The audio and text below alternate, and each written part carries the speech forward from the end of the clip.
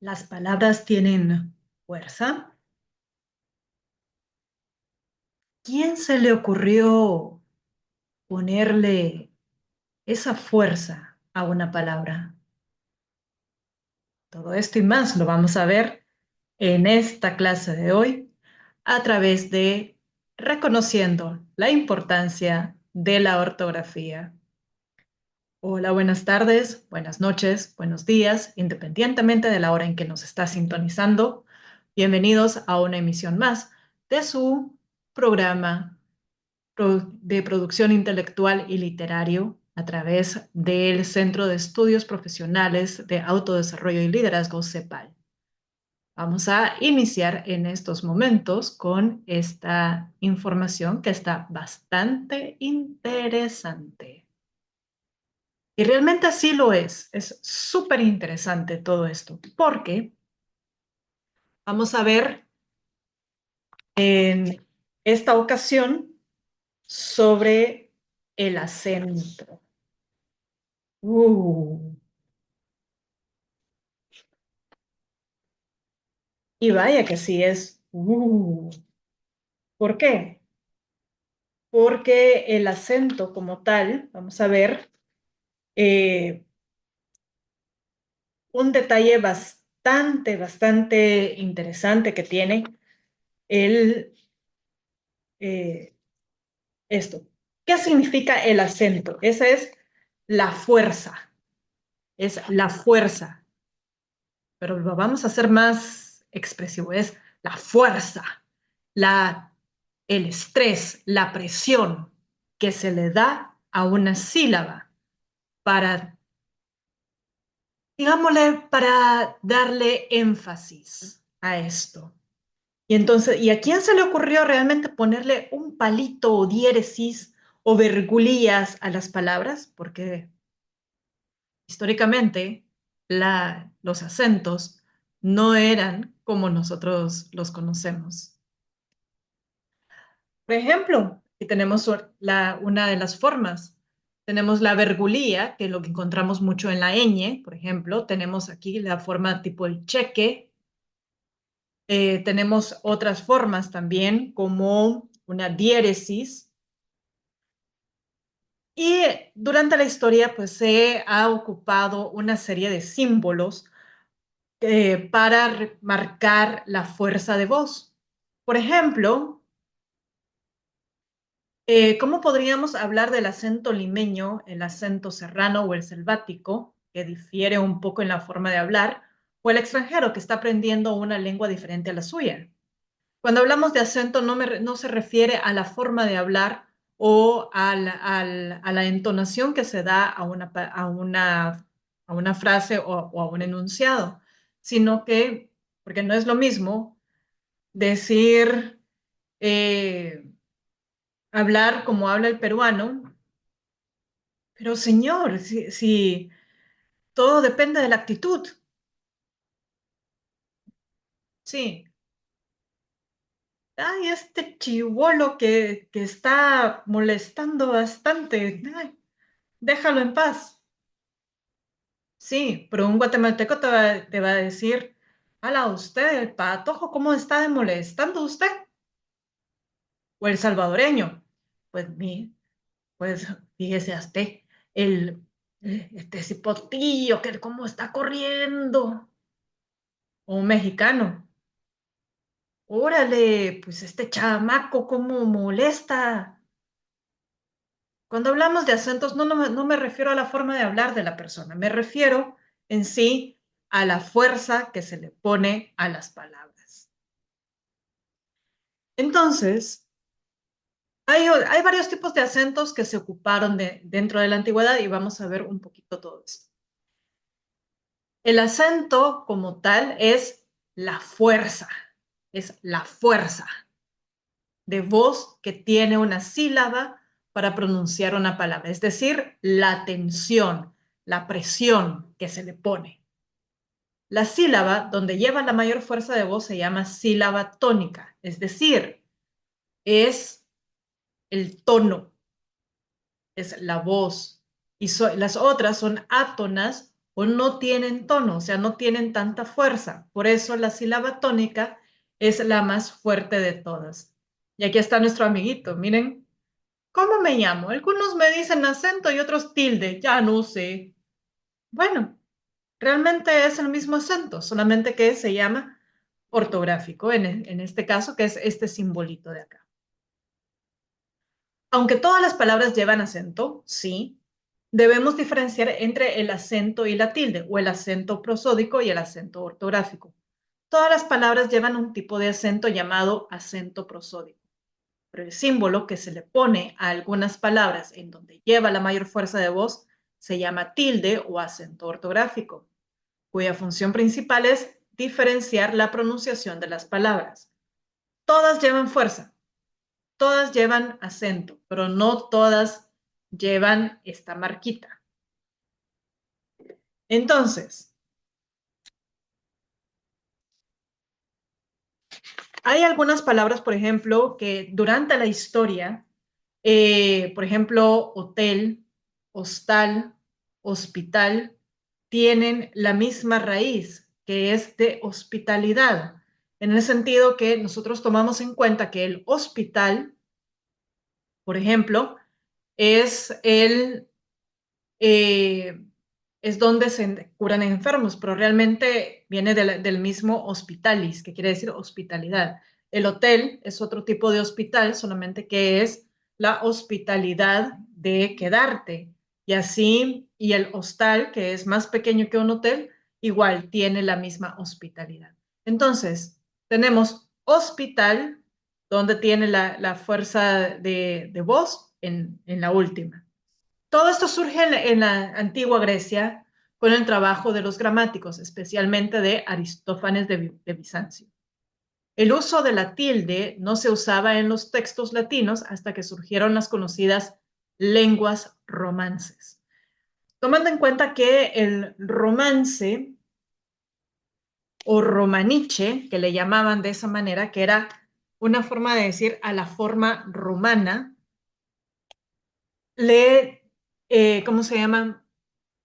Le llamaron de esa manera al latín.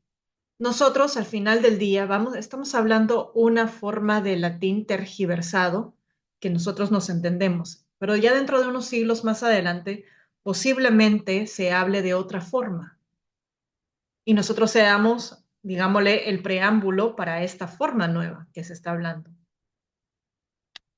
Así como se está dando lo del famoso lenguaje inclusivo, que de inclusivo no tiene nada según mi punto de vista.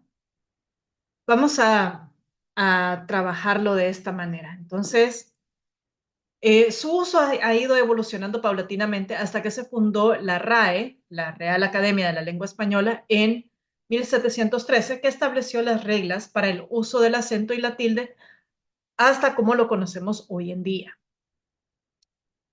Entonces, la acentuación es importante por muchos motivos. Primero, da claridad y comprensión. Segundo, diferenciación de palabras. 3, cumplimiento de reglas gramaticales, pronunciación correcta, puntuación correcta, coherencia y estándares, enseñanza y aprendizaje, e identidad y cultura. Si se fijan un poco acá, habían una serie de acentos. Estaba el acento agudo, el acento grave y el acento circunflejo. El acento circunflejo es mejor conocido como la vergulía, que se ocupa bastante en la ñ, que es como una forma de una segunda N, pero ya vamos a hablar un poquito de la ñ después. Estos tipos de acentos se ocuparon durante la época medieval y la época griega, hasta que nosotros, después de la fundación de la RAE, nos quedamos con el acento agudo. Aquí voy a acotar algo muy interesante. Voy a cambiar un poco la diapositiva, aunque eh, ya después voy a hablar de esta parte. Pero la tilde, hay un tipo de tilde que se llama la tilde diacrítica. El término viene del latín y todas las lenguas tienen diacríticos. que cambian totalmente los sonidos. O sea, por eso es que se llaman diacríticos. Las tildes no existían en los textos latinos, así que los acentos vienen después de Roma. En latín no necesitaban marcar los acentos porque estos eran fijos. Y en latín, el acento nunca podría estar en la última sílaba. ¿En qué sentido? Los romanos tenían sonidos largos y cortos. El acento iba en la segunda sílaba si la vocal era larga y en la primera si la vocal era corta. Entonces, ellos por lo menos tenían una forma de marcar, de enmarcar y marcar los acentos en esta forma. Entonces, como en, ¿cómo se llama? Era corta como en nómines. Los diccionarios te lo marcan o bien con un acento largo, si la vocal es larga, o bien corta, si la vocal es breve. En aquella época tenías que saber cómo se pronunciaban de memoria, o sea, cómo se pronunciaban las palabras completamente de memoria. Y el acento no cambia. Normalmente está donde siempre ha estado. Las palabras que llevan el acento en la última sílaba nace porque fonéticamente esas palabras perdieron todo lo que había detrás de ese acento. Y por eso se llaman agudas. Ya vamos a ver un poco las reglas de eso. Los acentos son anteriores al latín y vienen del griego. El griego era una lengua tonal en Grecia, en donde empezaron a usar el acento agudo, y cuando el tono era ascendente, el acento grave cuando el tono era descendente, y el acento circunflejo cuando el tono va ascendiendo y descendiendo.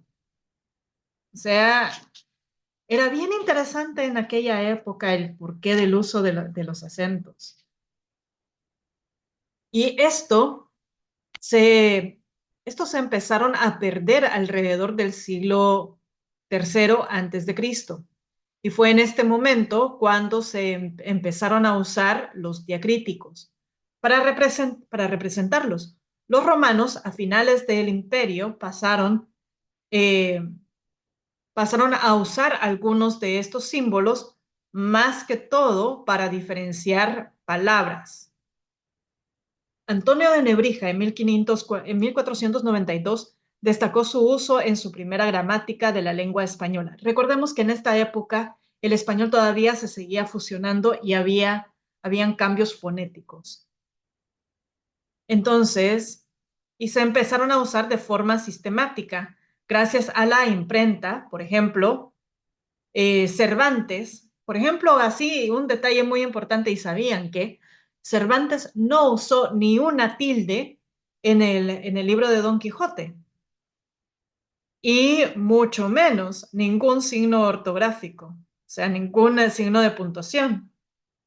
Fue en 1582 que cambió todo para la ortografía española en el libro Ortografía y Pronunciación Española de Juan López Velasco Bazán. O sea, él estaba basándose en el modelo clásico romano y ocupó algunos diacríticos para diferenciar palabras que se escribieran igual y que significaran cosas diferentes, como en el caso de tú como pronombre, tú como adjetivo posesivo, él como pronombre, él como artículo, que de pregunta y que de respuesta. En el siglo XVII se fija el acento en la última sílaba cuando la palabra termina en vocal. Y aquí voy a entrar ya de lleno en las reglas. y de por sí los acentos se fijan en dos reglas específicas.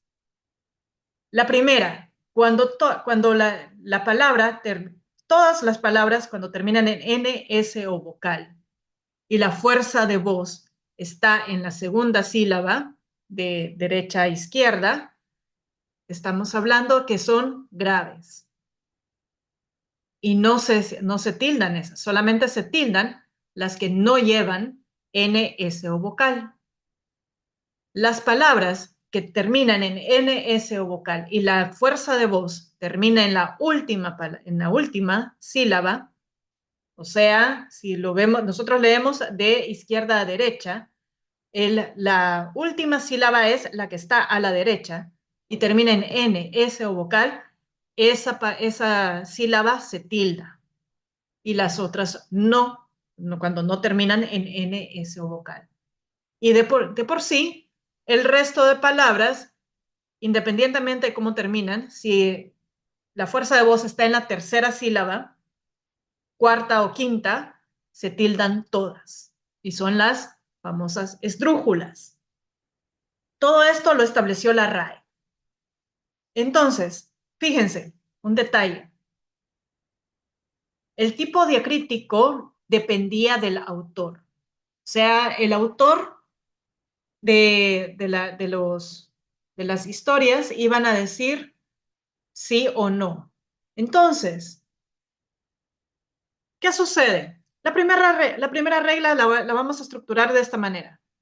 Yo se las parafraseé un poco, pero dice que si una palabra termina en N, S o vocal, el acento prosódico recae en la penúltima sílaba. Si no termina en N, S o vocal, el acento prosódico recae en la última sílaba. ¿Qué entienden ustedes por esto? Ok, veamos la segunda regla. Si una palabra termina en N, S y perdón, aquí puse boca, y la sílaba tónica no es la penúltima, sino la última, entonces tenemos que marcarlo con un símbolo que es la tilde. Si no termina en N, S o vocal y el acento está en la segunda sílaba, se marca con una tilde. Pero cuando la segunda regla no funciona, lo vamos a poner entre comillas, tenemos que poner una tilde. Entonces, si la sílaba tónica no es la última ni la penúltima, siempre va a tener tilde. Entonces, fíjense qué interesante todo esto. Entonces, la RAE estableció el uso del acento grave para diferenciar las palabras y marcar la sílaba tónica, perdiéndose los otros dos tipos de diacríticos que se usaban antes. El acento, como dijimos, es la fuerza, la intensidad que recae en la sílaba de una palabra. Entonces, veamos qué más nos dicen.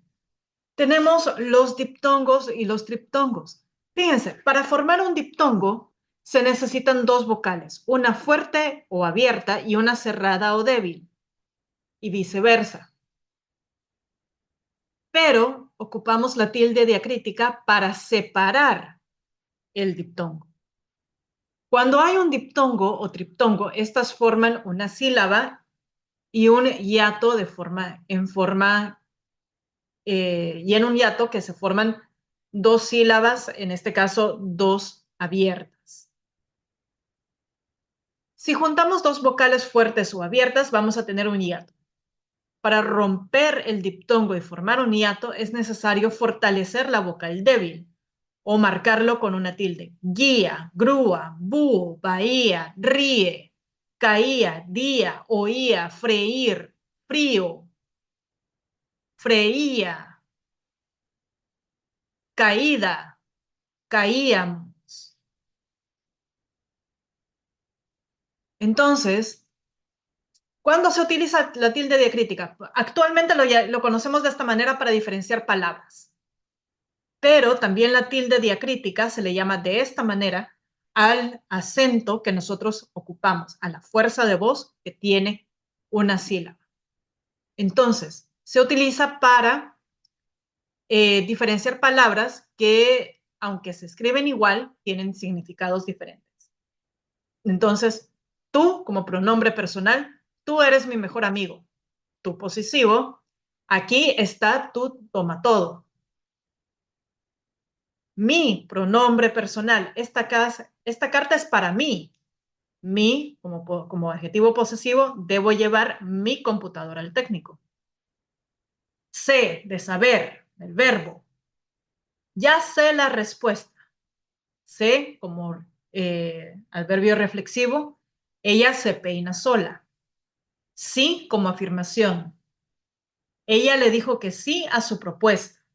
Sí, como condición. Si tuviera una nueva casa, sería feliz. Él, como pronombre, él compró un nuevo televisor. El artículo, como artículo, el computador u ordenador está nuevo. Té de bebida. Me gusta el té de manzanilla. Té de pronombre reflexivo. Ella te explicó la tarea. Ya tenemos como el pronombre nuevamente. Él es un buen chico. Tráeme el lápiz rojo, por favor. De imperativo, de lo que tenga el ladrón. De preposición, el cuaderno está encima de la mesa o de la cama. Más adverbio de cantidad, más es un adverbio de modo. Entonces, incluso la tilde diacrítica sirve para enfatizar si es pregunta, ya sea directa o indirecta, exclamación o enunciado común. ¿Qué estás haciendo? ¿Cómo te llamas? ¿Cuándo vienes? ¿Cuánto cuesta esta torta? ¿Con qué seriedad trabaja? No sé cómo podré terminar con todo el trabajo. El comunicado indica qué deben comprar para la actividad. Vaya, por ejemplo, tenemos el qué con tilde. ¿Qué deseas? Oh, qué feliz soy. Ya sé qué pasó. O sea, ¿qué deseas? Preguntas directas. Oh, qué feliz soy en exclamaciones. Ya sé qué pasó en preguntas indirectas.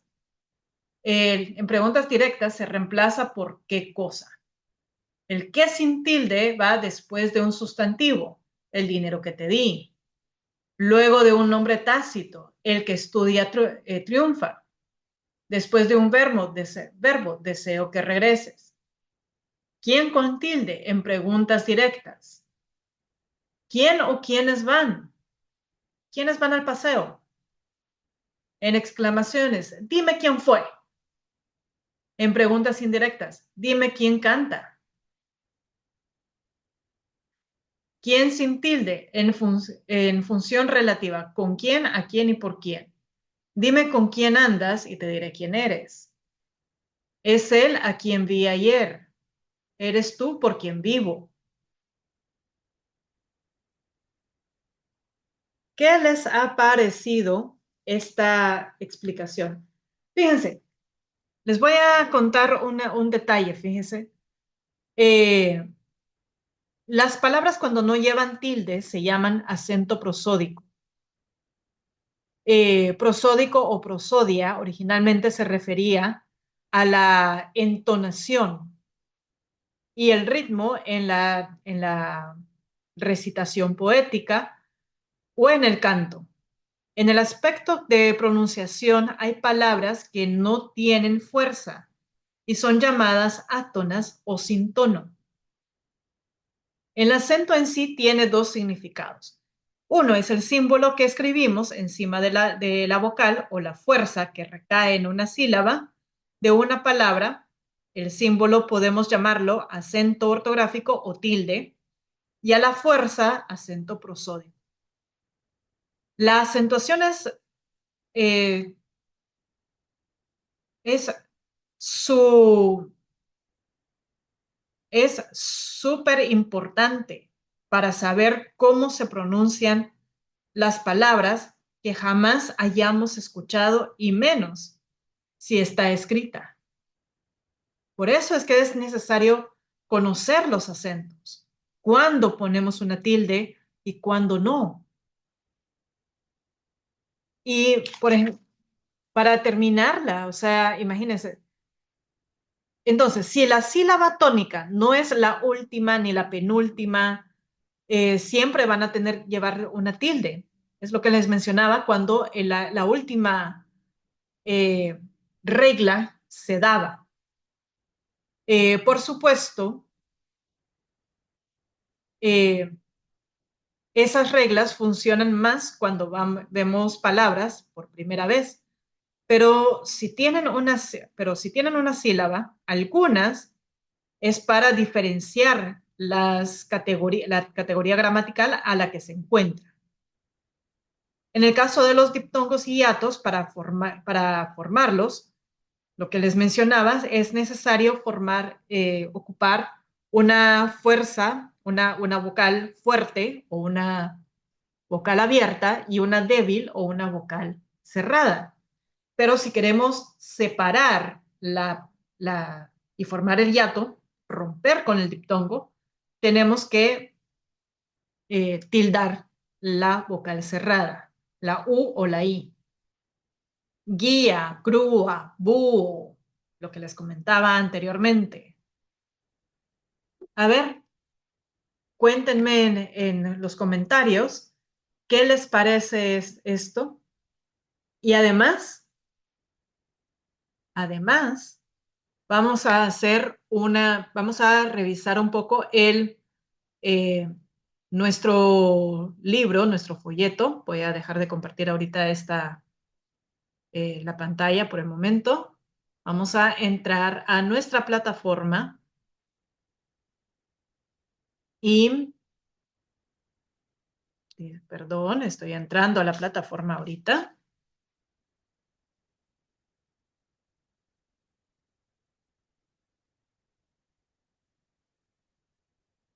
Y aquí estamos en la plataforma. Voy a entrar al programa de producción intelectual y literaria.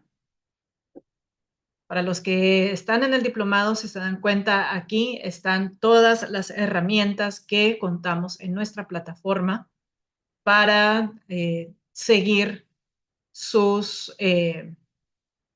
formato. Entramos aquí en este primer módulo y nos vamos al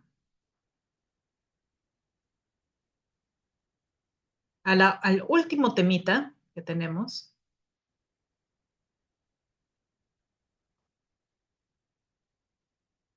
Permítanme.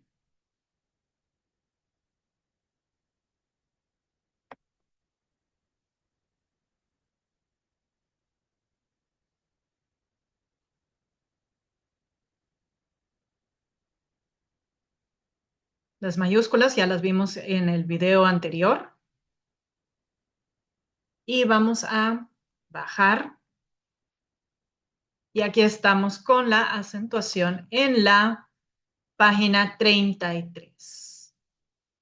Y aquí están nuestros ejercicios.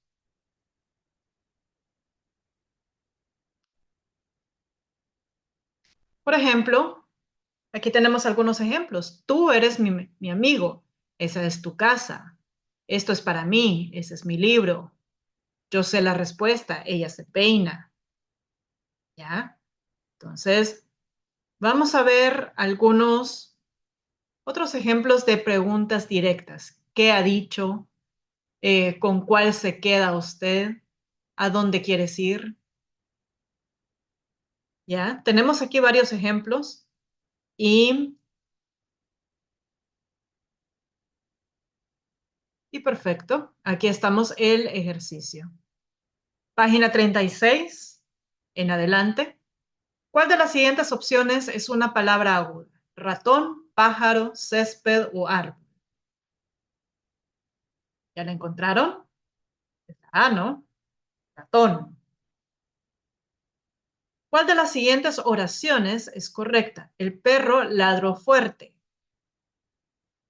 El perro ladró fuerte. El perro ladró fuerte o el perro ladró fuerte. Mm, Y fuerte con tilde en la B, para mí es la C. ¿Por qué? Porque ladró. Fuerza de voz. Y así vamos a ir con cada una de las preguntas. Tenemos aquí en la página 38 hasta... Bien, vamos a ver este otro ejercicio, un micro relato. Hay palabras en las cuales se han omitido las tildes, o sea, hay que subrayarlas, esas palabras, y ponerles la tilde. En un bosque frondoso, un zorro y un cuervo eran amigos cercanos.